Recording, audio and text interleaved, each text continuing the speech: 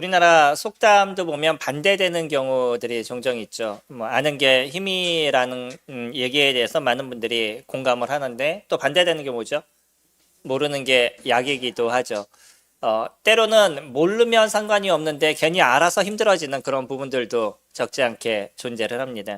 그러면 어느 게 맞는 거고 어느 게 틀린 거죠? 둘 다 틀리지 않은 거죠. 둘 다 맞는 겁니다. 근데 이걸 우리가 다른 건데 맞는다라고 얘기하는 이유는 뭐냐면 어떤 상황, 모습에 따라서 다르다라고 얘기하는 거죠. 어떤 상황이냐에 따라 가지고서는 모르는 게 날 때가 있고요. 그리고 알아야지만 더 좋아지는 경우들이 있어서 두 가지는 이제 틀리고 맞는 것의 문제라고 얘기하지 않는 거죠. 저희가 성경을 보다 보면 성경에서도 그런 경우들이 종종 등장합니다. 완전 반대에 대한 부분들이 등장을 하는데 그 반대에 대한 얘기는 어떤 상황이냐 어떤 모습이냐에 따라 가지고 달라지는 거지 두 가지가 틀리다라고 얘기하지 않는 거죠.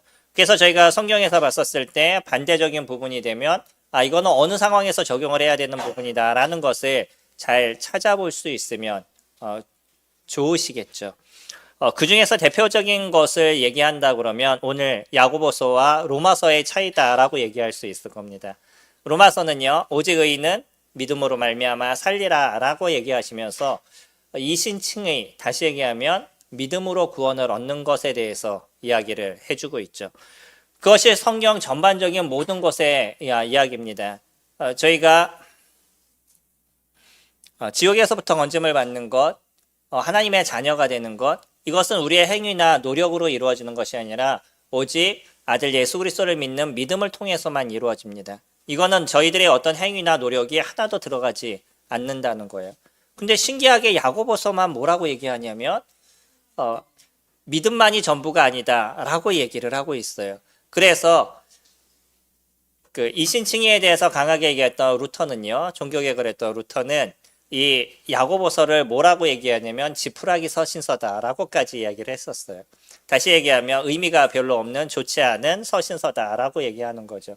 그럼 과연 우리에게 주어진 이 66권의 성경 중에 어떤 거는 의미가 있고 어떤 건 지푸라기가 있느냐, 이렇다라고 얘기하면 사실 성경에 대한 그 신뢰가 깨어져 가는 거죠. 루터는 한 가지만을 생각했던 것 같습니다. 뭐냐면 지난주 저희가 한번 살펴봤던 요한 1서에 대한 내용도요. 요한 1서는 그 쓴 이유가 뭐라고 얘기하냐면 너희가 이것을 통해서 생명이 있음을 너희로 알게 하기 위함이다 라고 얘기하죠. 또 요한복음은 뭐라고 얘기하냐면 그 예수 그리스도를 믿음을 통해서 그 너희들이 생명이 있게 하기 위함이다 라고 얘기를 해요.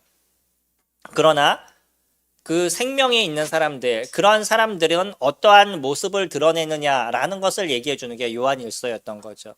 그래서 그들에게 생명이 있기 때문에 생명에 합당한 그러한 사랑을 드러내는 그러한 삶을 살아야 된다라고 얘기하는 것이 요한 1서에 대한 부분이라고 얘기한다 그러면 야고보도 동일한 것을 저희들에게 이야기를 해주고 있습니다. 저희들의 믿음은 오직 예수 그리스도 그분을 통해서만 이루어져 가요.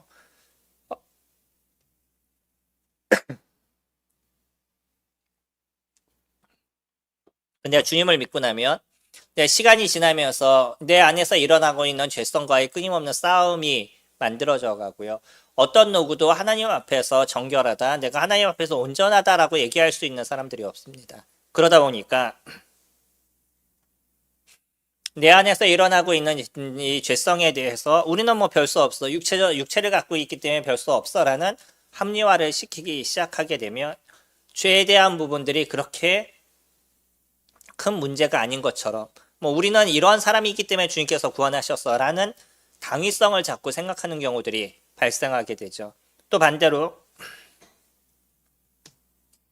이 죄에 대한 문제에 대해서 끊임없이 고민하고 힘들어하시는 분들은 매일의 삶에서 어떻게 이 문제에 대해서 해결할지에 대해서 생각하게 되고 또 더 주님 앞에 나아가기를 노력하고 이와 같은 일들을 이뤄갑니다. 그 중에 이제 대표적인 사람이 어거스틴이라는 분이셔요. 이분은 좋은 영향도 많이 미쳤고 때로는 우리에게 고민하게 되는 영향도 미치신 분인데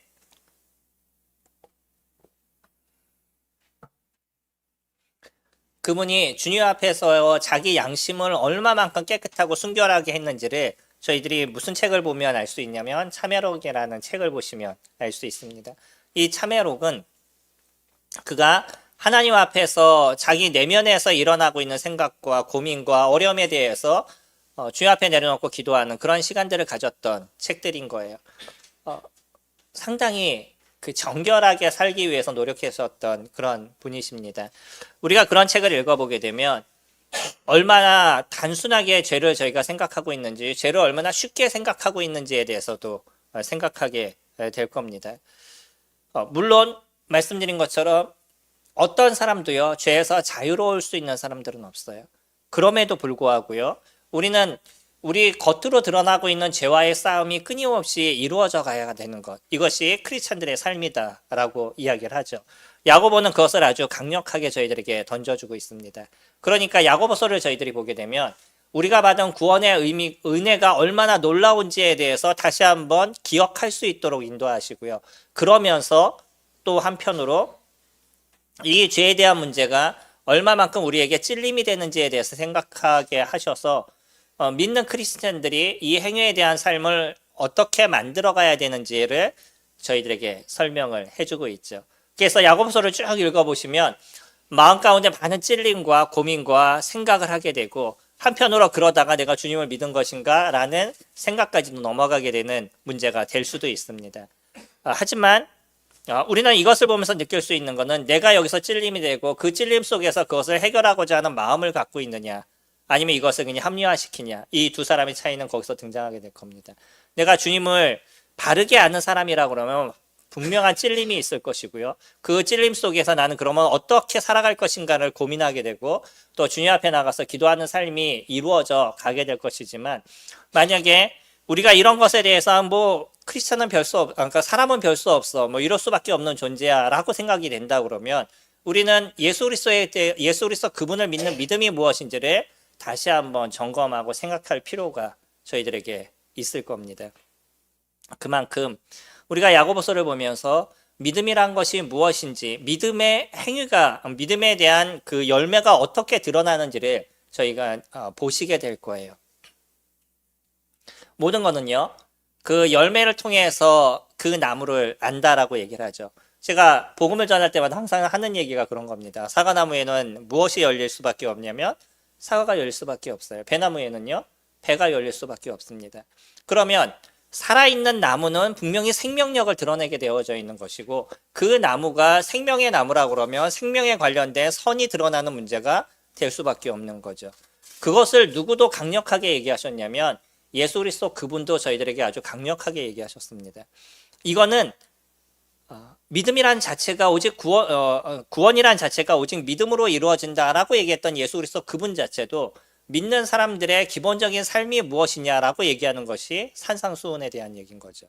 마태복음 5장, 6장, 7장은요. 그래서 그리스도인들이 살아가는 삶의 표본을 저희들에게 보여주고, 이것이 우리가 완전하게 이루었다라고 얘기하는 것이 아니라 이렇게 하나님의 말씀을 쫓아가는 삶을 살아야 된다라는 것을 저희들에게 던져주는 게 산상수훈에 대한 내용입니다. 그 내용 속에 주님께서 얘기하신 것도 우리 7장 잠깐 볼까요? 마태복음 7장 보시면 구원은요, 오직 믿음으로 이루어지는 너무나 단순하고 너무나 간단한 겁니다. 그러나 사실은요, 이것이 그렇게 단순한 것이 아닌 거예요.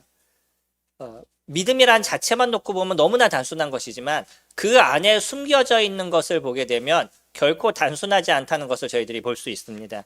마태복음 7장 13절에 보시면 복음에 대해서 뭐라고 얘기하시냐면 이렇게 얘기하십니다. 좁은 문으로 들어가라. 멸망으로 인도하는 문은 크고 그 길이 넓어 그리로 들어가는 자가 많고. 편한 곳이에요. 그리고 즐거운 곳입니다. 일반적으로 사람들이 생각할 때. 그래서 많은 사람들이 그 길을 선택하게 되는 거예요. 우리가 무엇을 선택할 때 내가 힘들고 어려운 일을 선택하셔요? 편하고 쉬운 일을 선택하셔요? 대부분 사람들은요, 편하고 쉬운 것, 내가 노력하지 않고 수고하지 않아도 자연스럽게 될 수 있고 내 마음을 즐겁게 해줄 수 있는 그 무엇인가를 선택하는 게 인간에 대한 모습인 겁니다. 주님은 복음에 대해서 얘기하실 때도 그렇게 얘기하셔요. 좁은 문과 넓은 문이 있는데 또 하나의 문을 얘기하시죠.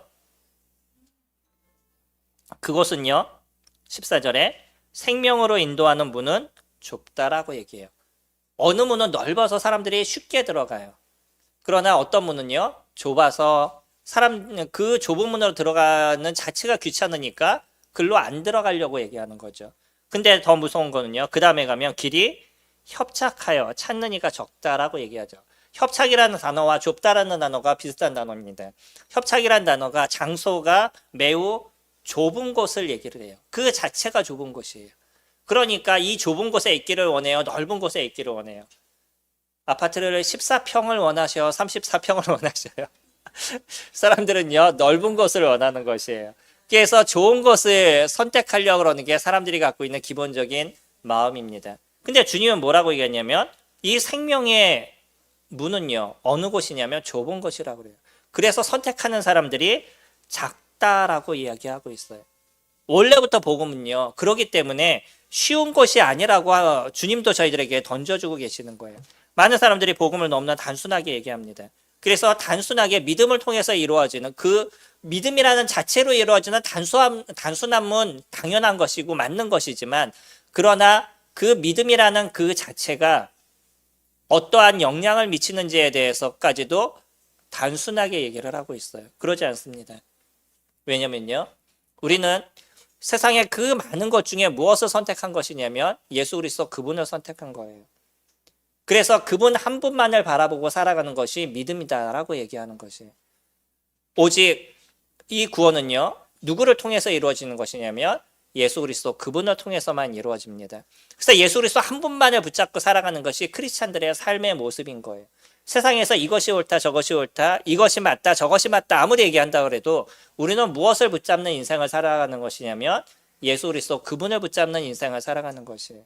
그래서 주님의 말씀 속에서 우리가 얘기하시는 그 말씀을 저희들은 보고 그 길을 따라가는 것이 저희들의 모습이라서, 연어가 산란을 위해서 시냇가를 올라가게 될 때 그 거센 물을 역행해서 올라가는 것처럼 지금의 세상의 주류를 살아가고 있는 많은 사람들의 그 삶의 방식에서 반대되는 삶을 살아가는 것이 크리스찬들의 모습인 거예요. 쉬우시겠어요? 어려우시겠어요? 어떠시겠어요? 결코 쉬운 것이 아닙니다. 일반적으로 봤었을 때. 근데 많은 사람들이 믿음을 너무나 쉽게 얘기하고요. 믿음의 삶을 너무나 쉽게 얘기하고 그냥 내가 편하고 내가 원하고 그렇게 살아가면 될 것이라고 생각하고요.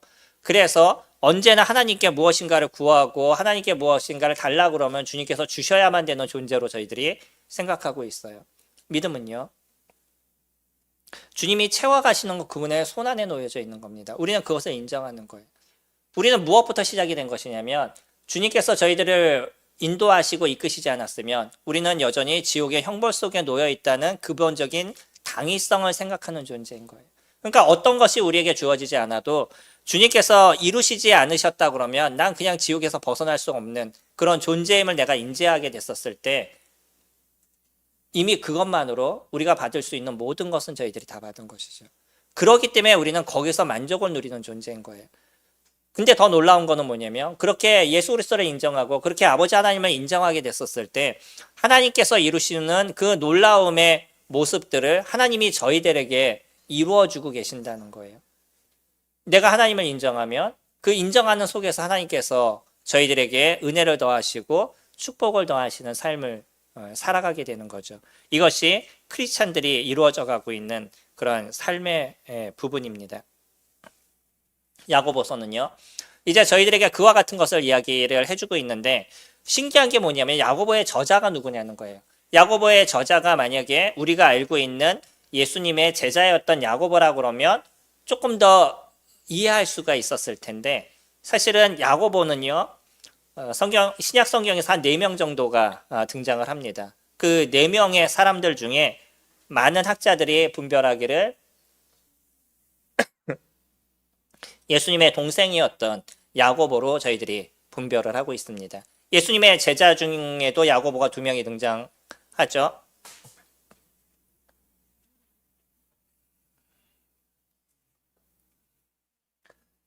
제자의 아버지 중에서도 야고보라는 분이 있었고요. 그리고 예수님의 동생의 야고보가 있습니다. 이런 여러 야고보들 중에 왜 우리는 지금 보고 있는 그러니까 예수님의 제자, 예수님의 동생인 야고보라고 얘기를 하냐 그러면 거기에서 이루어지고 있는 많은 문체나 상황이나 이런 것들이 그 분이었을 거로 보여지기 때문인 거예요. 많은 학자들이 거기서 연구를 하고 얘기를 해주고 있는데 뭐 저희가 이 시간에 그것에 대해서 같이 얘기할 의미는 없는 것 같고요. 중요한 건 뭐냐면 만약에 이 야고보, 예수님의 제자인 야고보가 이것을 썼다라고 얘기한다 그러면 우리는 여기에서 얻어지는 이 내용의 의미들, 배경들 이런 것을 조금 더 고민하게 될 수 있는 거죠. 예수님의 동생이었던 야고보는요, 예수님 살아생전에 예수님을 믿지 않았습니다. 저희들이 알잖아요. 우리 형이 어느 날 갑자기 자기가 하나님이래. 같이 자랐는데 어릴 때부터 똑같은 엄마의 배에서 나온 걸로 알고 있는데 어느 날 본인이 하나님의 아들이라고 얘기하니까 동생의 입장에서 어떻게 생각하겠어요?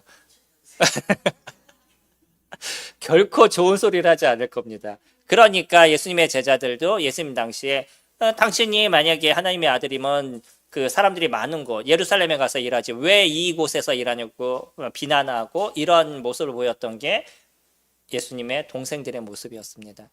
그래서 예수님이 십자가에 죽으시고 그러실 때도 안타까운 마음으로 쳐다봤지만 그분을 하나님으로 인정하지 않았어요. 근데 이 야고보가 언제 예수님을 믿게 됐냐면 우리가 정확하게 알 수 있는 것은 아니지만 예수 그리스도 그분의 죽으심 속에서 그도 그것을 인정하고 있었는데 어느 날 그분이 살아나셨어요. 그것을 보는 순간에 야고보는요, 예수님이 하셨던 모든 말들 그것이 아마 주마등처럼 쫙 흘러갔을 것이고요. 그 이분이 진짜 하나님의 아들이셨구나. 왜 엄마가 끊임없이 그것을 얘기했는지에 대해서 야고보는 생각하게 됐을 겁니다. 잠깐 손을 놓고 보실까요? 고린도전서 15장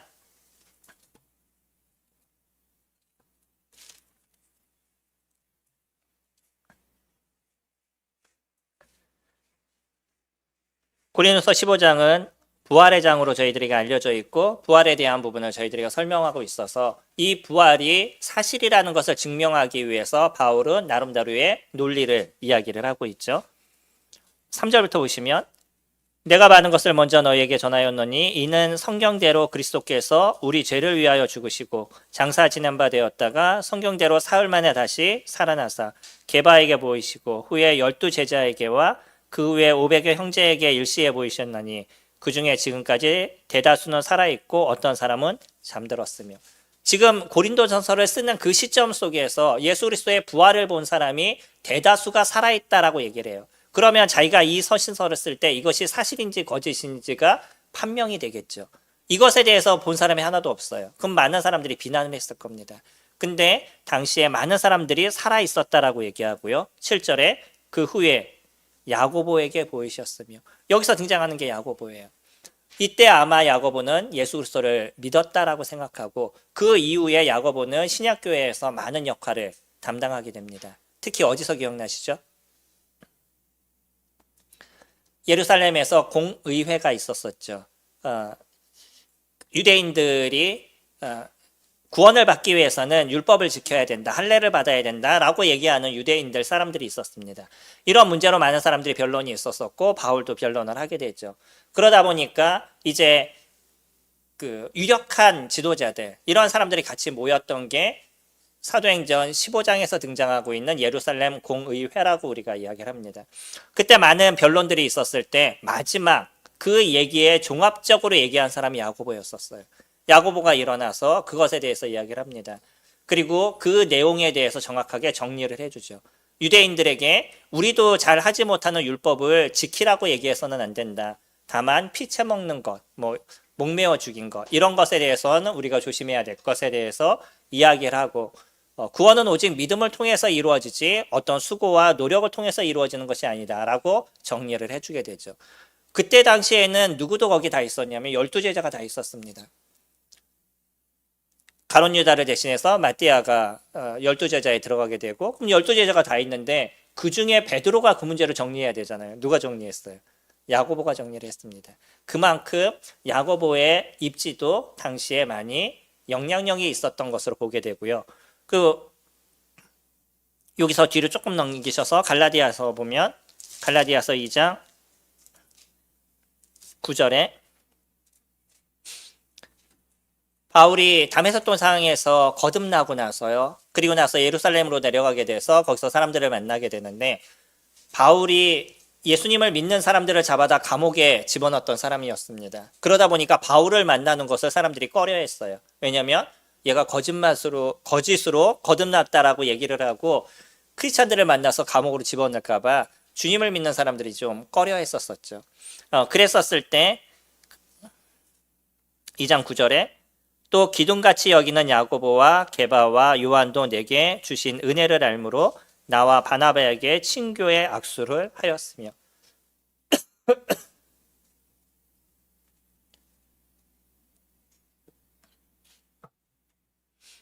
이때 여러 지도자들이 바울이 거듭나는 것에 대해서 같이 인정을 해준 모습이 되었다라고 얘기하죠. 그때 등장하는 사람이 지금 누구예요? 기둥같이 여기는 야고보라고 얘기를 하죠. 여기서 등장하는 야고보도요, 예수님의 동생인 야고보를 얘기하고 있습니다. 왜 그러냐면 사도행전에서 보면 환란이 일어나게 되고 그 믿는 크리스찬들이 잡혀가는 일들이 일어나게 됐었을 때 제일 먼저 순교를 당한 사람이 예수님의 제자였던 야고보였었어요. 예수님의 제자가 12명인데 그 12명 중에 수제자라고 얘기할 수 있는 사람을 3명으로도 추리게 되죠. 누구죠? 베드로, 요한, 야고보였습니다. 그 3명의 수제자였는데 그 수제자였던 야고보는 일찍 주님께서 데려가셨어요. 그러니까 주님이 어떤 사람을 일찍 데려가시고 어떤 사람을 늦게 데려가시는 것, 이곳에 더 오래 있느냐 오래 있지 않느냐의 문제가 중요한 것이 아니라 그 사람이 어떤 삶을 살았느냐가 중요하다는 거죠. 많은 사람들은 조금 일찍 누군가를 데려가면 그 사람이 죄 가운데 있는 건 아닌가, 무슨 문제가 있는 건 아닌가 생각할 수도 있지만 그건 하나님의 주권 속에 있는 것입니다. 우리는 그 주권을 인정할 수 있는 부분들, 그것이 필요한 것이고, 이것이 믿음 안에 있는 사람들이 가지고 있는 그런 저희들의 마음에 대한 부분인 거죠. 이 야고보서는 야고보가 적었어요. 예수님의 동생인 야고보가 적게 됐었는데 어떤 서신서보다도 제일 먼저 적힌 것이 야고보서다라고 많은 사람들이 분별을 하고 있습니다. AD 4년, AD 그 40년에서 50년 사이 한 요 정도의 어떤 시간 속에 적혔을 거라고 저희들이 분별을 하고 있고요. 그러면 왜 이 야고보서가 적히게 됐었을까? 당시에요. 믿음이라는 이 자체는 오직 구원이라는 자체, 자꾸 거꾸로 말씀드리는데, 구원이라는 자체는 믿음을 통해서 이루어지는, 유대인들이 얘기하고 있는 그런 율법하고는 전혀 다른 얘기를 하고 있었었죠. 그래서 많은 사람들이 거듭나게 되고 그 거듭남의 기쁨을 누리는 시간들이 됐었었는데, 그러면서 어떤 사람들은 자꾸 방종한 삶을 살아가게 되는 거예요. 난 예수님을 믿었어. 그러니까 이제 나는 내 마음대로 살아가도 돼 라고 얘기하는 사람들이 발생하게 되고요. 믿음이 점점 흐트러지고 믿음의 가장 중요한 요소들이 이상해져가는 이런 문제가 발생하고 있어서, 이런 문제에 있어서 야고보는 그것을 조금 정확하게 정리해 주기를 원했다는 거예요. 야고보는요, 바울이 얘기했던 이 신칭의 오직 의는 믿음으로 말미암아 산다라고 얘기하는 그 내용을 역행하는 얘기를 하려고 야고보서를 쓴 것이 아니라는 거예요. 구원은 오직 믿음을 통해서 이루어집니다. 그건 변하지 않는 거예요. 그러나 믿음이라는 자체가 어떤 열매를 나타내느냐, 믿음이란 자체가 어떠한 결과를 드러내느냐라는 것에 대해서는 야고보서가 조금 정확하게 저희들에게 설명을 해주고 있는 거죠. 그러면서 이 내용을 쭉 살펴보면 야고보가 유대인들에게 이 서신을 썼다라는 것을 몇 가지를 저희가 살펴볼 수 있습니다. 첫째, 1장 1절 보시면, 야고보서 1장 1절 보시면, 하나님과 주 예수 그리스도의 종 야고보는 흩어져 있는 12지파에게 문안한다라고 얘기를 하죠. 우리는 이 내용에서부터 그가 편지를 쓴 사람이 주로 누구였다라는 것을 문자적으로 생각하게 되냐면 유대인들이라는 것을 생각하게 되고요. 물론 의미적으로 우리가 얘기하고, 야고보도 오늘 내용을 쭉 살펴보면 그 비유적으로 설명하는 것들이 적지 않게 있습니다. 은유적으로 설명하는 것이 많아서 흩어져 있는 12지파라고 얘기하는 것도 믿는 크리스찬들을 묶어서 얘기할 수도 있다는 거예요. 유대인이 아니라 할지라도. 그러나 그의 어떤 성향을 봤었을 때는 첫 번째 얘기하는 것, 이 내용이 유대인들에게 쓰여졌다라고 우리는 기본적으로 보고 있고요. 2장에 보시면 2장 2절에 만일 너희 회당에 금가락지를 끼고라고 얘기하죠. 믿지 않는 사람, 그러니까 유대인이 아닌 사람들이 회당에 들어가나요? 회당에 들어가는 사람들은 기본적으로 유대인들인 거죠. 이런 예화를 든다는 것은 그것을 이해하는 사람들에게 이와 같은 서신서를 썼다라는 것으로 보여져서 이 외적으로도 여러 가지가 등장합니다. 유대인들의 습성과 문화들 이런 것들을 잘 녹여져 있어요. 그런 것으로 봤었을 때 유대인들에게 이와 같은 서신서를 썼던 것으로 보여지게 되고 이들이 행위를 통해서 하나님께 가려고 했어요. 근데 행위가 아니라 오직 믿음을 통해서 된대요. 그러고 났더니 이들이 여태까지 해왔던 행위가 의미가 없다라는 걸 알게 되고 믿음을 통해서 구원을 얻게 되니까 이제 행위에 대한 것을 버려버리는 거예요. 우리의 삶도 그럴 때가 있지 않나요? 구원은 오직 믿음을 통해서 이루어진다라고 얘기해서 그 믿음이란 자체에서 주시는 주님의 은혜 그리고 또 이제 나는 구원을 받았으니까 죽어도 천국에 갈 수 있다라는 그 편안함 이것이 무엇으로 이루어지냐면 방종으로 이루어지는 경우가 발생하는 거예요. 유대인들이 지금 이와 같은 문제가 있었습니다. 억지로 내가 무엇인가를 지켜왔어요. 근데 이게 아니래. 그러니까 마음이 편해져 버린 거예요. 이러면서 이들 내면 속에 행위가 드러나지 않는 믿음의 어떤 증거들이 드러나지 않는 그래서 어떤 사람은 진짜 믿지 않아서 그와 같은 문제가 나타나기도 하고요. 어떤 사람은 믿음을 갖고 있지만 그러나 그 순간적으로 그 육신적인 것을 더 지배를 받는 모습들이 되어져 가고 있어서 이들에게 바른 어떤 정립들 이런 것이 필요했던 거죠. 그래서 첫 번째 저희들은 이제 야고보서를 당분간 조금 깊게 살펴볼 것입니다. 오늘은 그 개요만 이렇게 살펴볼 것인데 한 세 부류로 저희들이 볼 수 있습니다. 첫 번째가 시험에 대한 부분이고요. 두 번째가 믿음은 행위를 나타낸다는 것에 대해서 설명을 해주고 마지막으로는 그 행위가 결국은 우리의 선행의 모습이었다라는 것을 야고보는 설명해 주는데 물론 그 내용을 짧게 여러 가지를 많이 설명합니다. 그 중에서 이거를 조금 크게 저희가 나눈다 그러면 이 세 가지로 이야기할 수 있어서 오늘은 그 대략적인 것만 살펴보도록 하겠습니다. 그래서 이 믿음은요, 예수 그리스도를 믿는 순간에 우리는 그 즐거움과 기쁨으로 살아가지만 이제 누구의 표적이 되냐면 사단의 표적이 되는 거예요. 사단은 우는 사자와 같이 삼킬자를 찾고 있는 거죠. 우리가 마음이 그 주님을 보지 않고 다른 데를 보기 시작하면 그 순간에 사랑의 노략거리가 되는 거예요. 그리고 우리에게 갖고 있는 가장 연약하고 우리가 갖고 있는 가장 힘들어하는 그 부분을 건드리는 게 사단의 역사입니다. 성도님들이 제일 힘들어하는 게 무엇이에요? 나 개인적으로 내가 제일 힘들어하는 게 무엇이에요? 사람마다 다 다를 겁니다. 어떤 분이 몸이 아픈 거를 못 견뎌 하시는 분이 계시고 어떤 분은 돈에 대해서 제일 힘들어 하시는 분이 계시고 사람마다 다 달라요. 알게 얘기는 안 하지만 사람마다 다 다릅니다. 어떤 분은 그것이 문제가 되지 않아요. 이것이 문제야? 나 이것은 어렵지 않아 라고 얘기하지만 그 사람이 갖고 있는 제일 힘들어하는 것이 있어요. 그 힘들어하는 것을 집요하게 건드리는 게 사단인 겁니다. 잘 아셔야 돼요. 성도님들이 갖고 있는 제일 안 되는 부분을 끊임없이 공략하는 것이 사단의 역사인 거고 그렇게 해야지만 무엇을 할 수 있겠어요? 그 사람을 쓰러뜨릴 수 있는 거예요. 그 사람이 하나님을 보지 못하게 하고 그 사람이 거기서 넘어져서 일어나지 못하게 하고 세상을 보게 만드는 것. 이것이 사단의 역사인 겁니다. 그래서 내가 제일 힘들어하는 것, 내가 너무 어려워하는 그 무엇인가가 있다 그러면 이것이 사단의 나를 넘어뜨리기 위한 계략이라는 것에 대해서 생각하셔야 돼요. 그리고 그것을 이길 수 있는 것이 무엇인지를 고민하셔야 됩니다. 제일 중요한 게 무엇이겠어요? 우리가 갖고 있는 이 연약함을 이길 수 있는 힘, 그거 무엇이죠?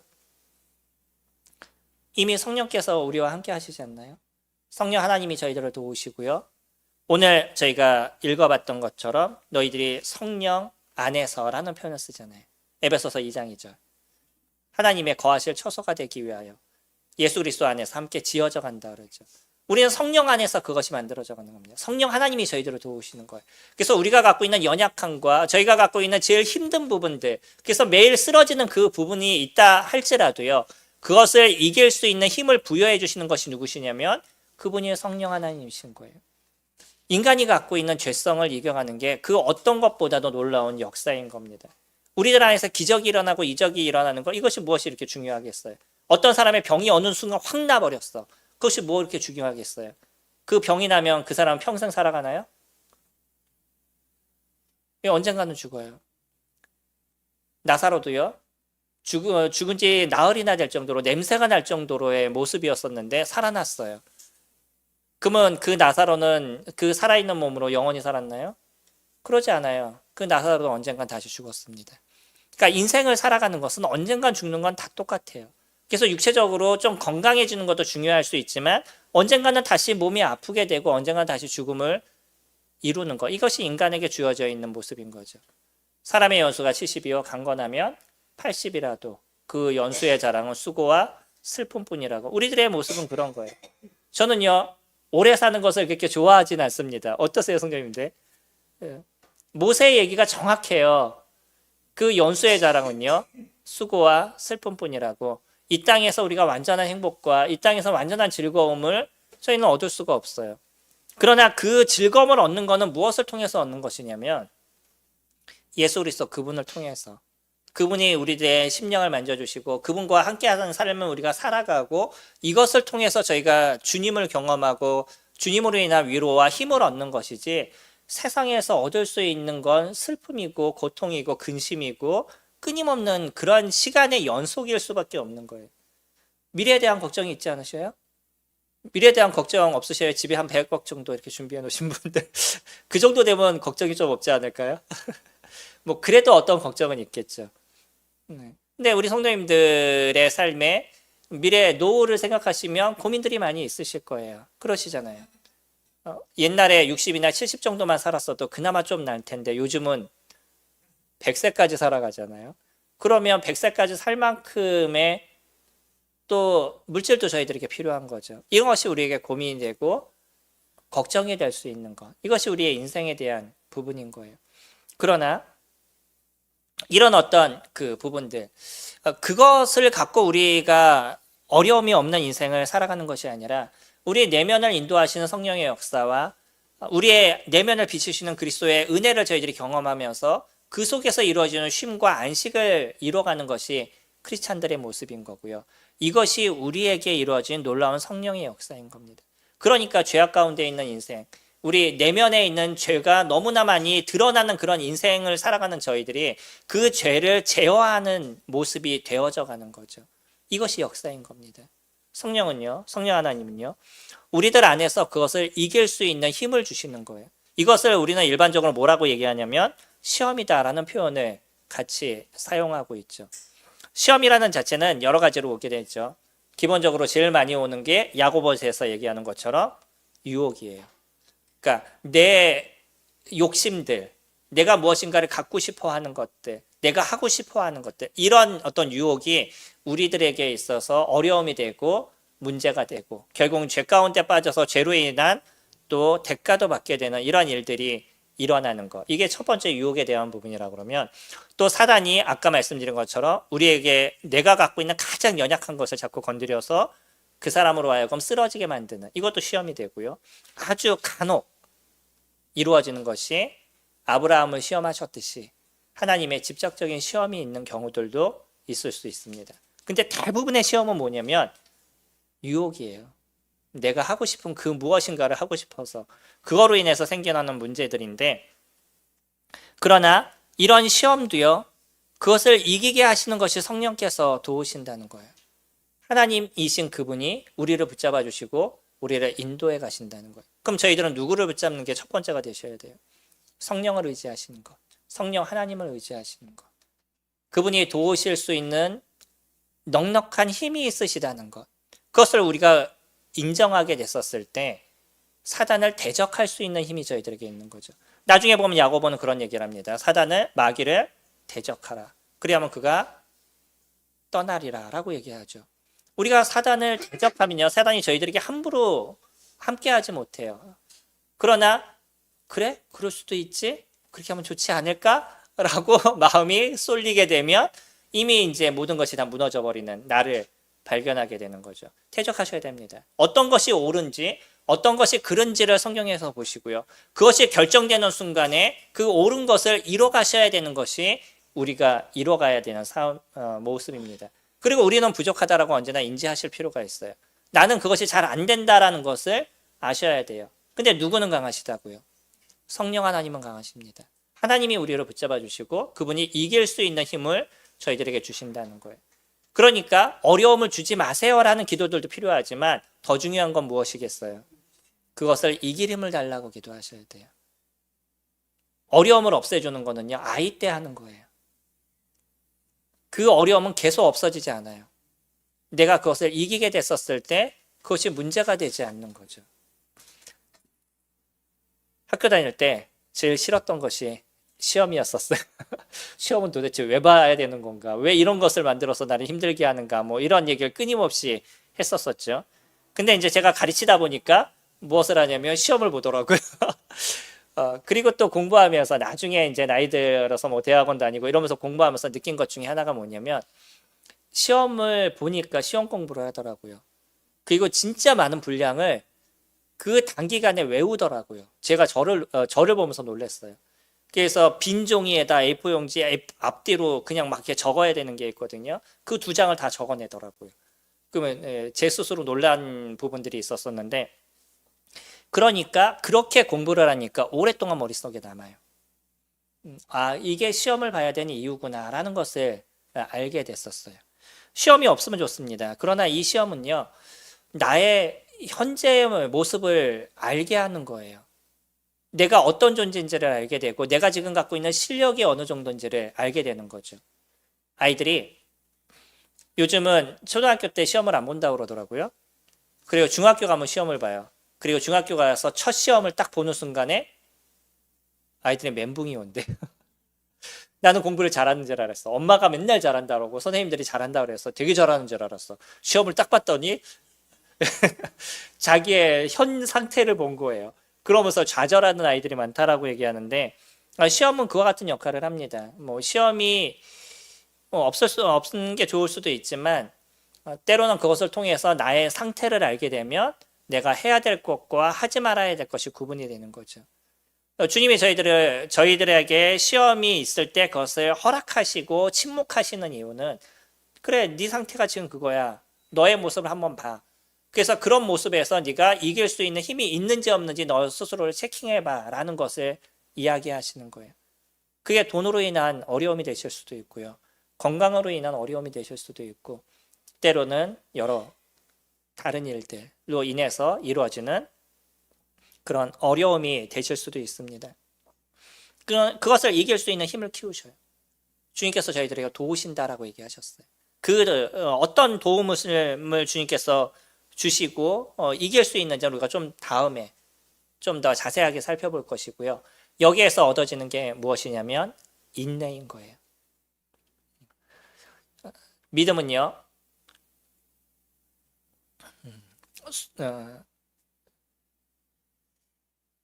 주님께서 얘기하실 때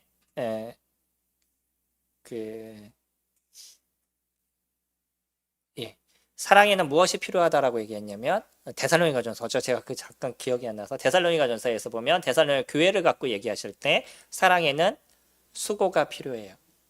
소망에는요, 인내가 필요하다라고 얘기해요. 그러니까 우리에게 진정한 소망은요, 인내를 통해서 얻어져 가는 거예요. 우리 시험에 대한 것도 인내를 얻게 하는 겁니다. 이것을 통해서 예수 그리스도 그분의 오심에 대한 진정한 소망과 우리들의 삶을 인도하시고 이끄시는 주님을 경험하는 인내를 저희들이 경험하게 되는 거죠. 시험은 저희들에게 많은 유익을 주게 됩니다. 두 번째로 믿음에 대한 것을 저희들이 살펴보면, 믿음은 분명히 무엇이 드러나게 되냐면 행위가 드러나게 되어져 있다는 거예요. 그 사람이 어떤 존재냐에 따라서 그 존재가 드러나게 되어 있는 거예요. 이 사람이 착한 사람이면 착한 열매가 드러나고요.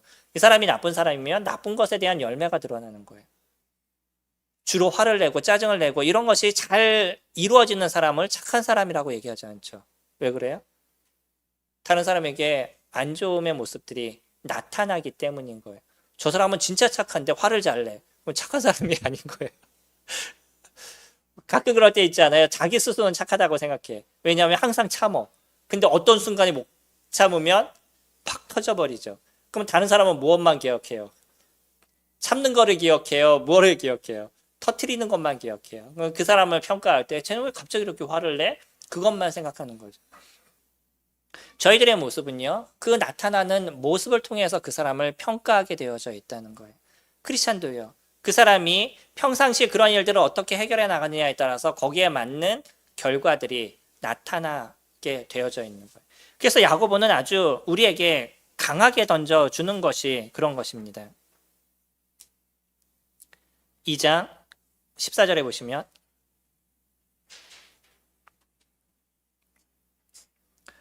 내 형제들아 만일 사람이 믿음이 있노라 하고 행함이 없으면 무슨 유익이 있으리요 그 믿음이 능히 자기를 구원하겠느냐. 아주 강력하게 얘기를 하죠. 만일 형제나 자매나 헐벗고 일용할 양식이 없는데 너희 중에 누구든지 그에게 이르되 평안하게 가라 덥게 하라 배부르게 하라 하며 그 몸에 쓸 것을 주지 아니하면 무슨 유익이 있으리요. 우리는 위로했다라고 얘기하잖아. 난 그래도 저 사람을 위로했어. 근데 그 사람은 받은 게 무엇이겠어요? 아무것도 없잖아요. 그럼 과연 그것을 통해서 그 사람이 좋아질 수 있느냐는 거예요. 17절에 이와 같이 행함이 없는 믿음은 그 자체가 죽은 것이니라. 어떤 사람은 말하기를 너는 믿음이 있고 나는 행함이 있으니 행함이 없는 내 믿음을 내게 보이라. 나는 행함으로 내 믿음을 내게 보이리라 하리라. 내가 하나님은 한 분이신 줄을 믿느냐? 잘하는도다. 귀신들도 믿고 떠느니라. 아주 강력하게 저희들에게 던져주고 있죠. 그러니까 믿음은 무엇이 필요하다는 거냐면 무엇이 필요한 게 아니라 믿음은 무엇이 나타나게 되어져 있냐면 행위가 드러나게 되어져 있다는 거예요. 그 사람이 선한 사람이에요. 선한 행위가 드러나겠죠. 그 사람이 악한 사람이면 악한 행위가 드러나는데 이 선과 악을 무엇으로 구분하냐면 그 사람이 나타내고 있는 모습을 통해서 보게 되어져 있다는 거죠. 믿음 안에 있나요? 그 믿음에 맞는 그런 모습들을 우리가 드러내야 된다라고 이야기를 하고 있어요. 그리고요, 이제 마지막으로 저희 3장 말씀 보시면 3장 17절에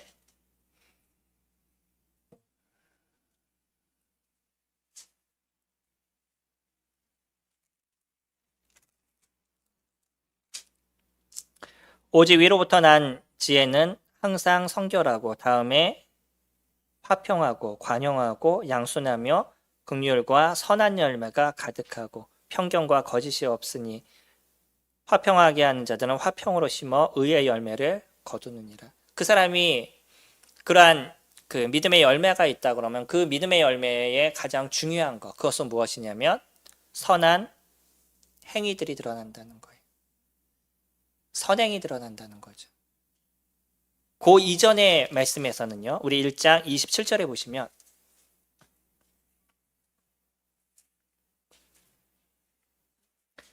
하나님 아버지 앞에서 정결하고 더러움이 없는 경건은 곧 고아와 과부를 그 환난 중에 돌보고 또 자기를 지켜 세속에 물들지 아니하는 그것이라. 진정한 경건은 무엇이냐면 고아와 과부를 돌보는 것입니다. 그리고 자신의 몸을 세속에 물들지 않게 만드는 것. 이것이 경건이라고 얘기하고 있어요. 사람들이 경건하다라고 얘기하면요. 교회에 와서 기도하고 무엇인가 행위를 드러내고 이러면 사람들을 경건하다라고 얘기하는 경우들이 있어요. 이거는 크리스천들이 갖고 있는 기본적인 것이지 그 모습만 갖고 우리는 경건하다고 얘기하지 않습니다. 경건이라는 것은요. 그 사람의 안에서 선한 행위가 드러나는 것이에요. 어려운 사람에게 그 발걸음을 움직일 수 있고 수고할 수 있는 그런 모습들 이런 것이 나타나는 것이고요. 자기 스스로를 세속에 물들지 않고 주님의 말씀 앞에 거하도록 만들어가는 것들 이런 것이 경건이라고 얘기하는 거죠. 다시 얘기하면 이것이 믿음 안에 있는 그런 행위가 드러나는 선한 열매에 대한 부분입니다. 크리스찬은 아주 단순합니다. 크리스찬들의 삶도 그 사람이 믿느냐 믿지 않느냐는 것은 무엇을 볼 수 있냐면 그 사람의 행위를 통해서 알 수 있다는 거예요. 그 사람의 행위가 그 사람이 믿음을 증명해 주는 것은 물론 다 아닌 겁니다. 왜냐하면 믿지 않아도 선한 모습을 갖고 있는 사람들도 등장하기 때문에. 그러나 그 사람이 믿는 사람이다 그럼 무엇은 분명히 등장한다고요? 선한 행위가 드러나게 되어졌어요. 그 선한 행위를 통해 선한 행위를 얘기할 때 우리는 믿지 않는 사람에게 복음을 전하는 일들이 가장 주된 모습으로 얘기하지만 그것만이 전부는 아닌 거예요. 복음을 전하는 것만이 전부는 아닙니다. 더 중요하게 얘기하는 게 무엇이었냐면 새 속에 물들지 않는 거예요. 고아와 과부를 돌보는 겁니다. 그러면 그러한 그 믿음의 삶이 우리에게 나타나면 당연히 믿지 않는 사람들을 불쌍히 여기는 건 당연하지 않겠어요? 주님을 알지 못한 사람들을 보게 되면 애타는 마음이 있고 그들에게 복음을 전하는 건 당연하지 않겠어요? 이건 당연한 모습인 거예요. 크리스찬들이 복음에 관심이 없다 그러는 건 고민하셔야 되는 겁니다. 나는 천국에 갔는데 너는 마음대로 해라 라고 얘기하는 거는 우리들 내면에 진짜 선한 모습들이 없다는 거죠. 그러니까 그런 것들을 우리는 키워나가야 될 필요가 있어요. 내 주변에 있는 사람들을 불쌍히 여길 수 있는 마음이 저희들에게 있어야 되는 것이고요. 그들에게 예수 그리스도 그분의 은혜가 무엇인지, 내 안에 넘치는 기쁨이 무엇인지를 보여줄 수 있는 필요가 있는 거죠. 그래서 성도님들의 삶에 주님의 그 빛이 우리 내면을 계속적으로 비춰가셔야 돼요. 하나님의 말씀이 내 마음을 계속 비춰주시고 내 어두운 가운데 있는 그 심령, 때로는 칙칙하고 더럽고 때로는 힘들고 어려운 그 내면에 주님이 주시는 은혜가 무엇인지를 계속 채워가시고 그것을 경험해 나가시는 인생을 살아가셔야 돼요. 그랬었을 때 그 빛이 우리에게 겉으로 드러나게 되어져 있어요. 내 내면이 계속 어두워요. 내 내면은 계속 힘들어요. 겉으로 무엇이 드러나겠어요? 어둠이 드러나는 거죠. 그러니까 불평, 불만, 비난, 다른 사람에 대한 안 좋은 얘기들 계속 이런 것만 나타나게 되는 거죠. 우리들 내면을 채워가시기 바랍니다. 그리고 그 은혜를 채워가시고 그 은혜가 자연스럽게 겉으로 드러날 수 있도록 예수 그리스도 그분이 주신 기쁨이 무엇이고 오늘 말씀을 통해서 깨달은 것, 그 깨달음의 모습이 얼마나 즐거운지 하나님 그분의 속성이 얼마나 놀랍고 크신지 그래서 그분을 보면 찬양을 드릴 수밖에 없고 그래서 나의 연약함과 나의 불평이 아무것도 아니라는 것을 깨닫고 마음의 어떤 변화를 통해서 주변에 있는 사람들에게 너희도 주님을 믿어봐. 너희들의 내면을 채우시는 주님을 우리가 경험할 수 있어 라는 이야기를 저희가 할 수가 있겠죠. 그래서 말씀을 보시라는 거예요. 그래서 성도님들이 기도하시라고 말씀을 드리는 거예요. 하나님의 말씀이 내가 기도를 통해서 역사하시고 하나님의 그 능력이 우리들 안에서 일어나는 그와 같은 놀라움의 일들을 저희들은 계속적으로 경험하게 될 것입니다. 믿음은요. 야고보는 행위가 필요하다라고 얘기하지 않아요. 결코 야고보는 그와 같은 얘기를 하고 있는 것이 아닙니다. 무엇을 얘기하는 것이냐면 너희들 안에 예수 그리스도의 은혜가 있으면 너희들도 그 은혜를 받은 만큼 거기에 합당한 모습이 나타나게 되어져 있는 거야 라는 것을 설명하는 것이에요. 나를 위해서 살고 자기 중심적으로 살아갔던 인간들, 지금은 다 그렇게 살아가는 인간들의 모습에서 예수 그리스도 그분은요 자신이 만든 피조물을 위해서 이 땅에 오셨고 우리를 위해서 아무 이유 없이 십자가에서 죽으셨어요.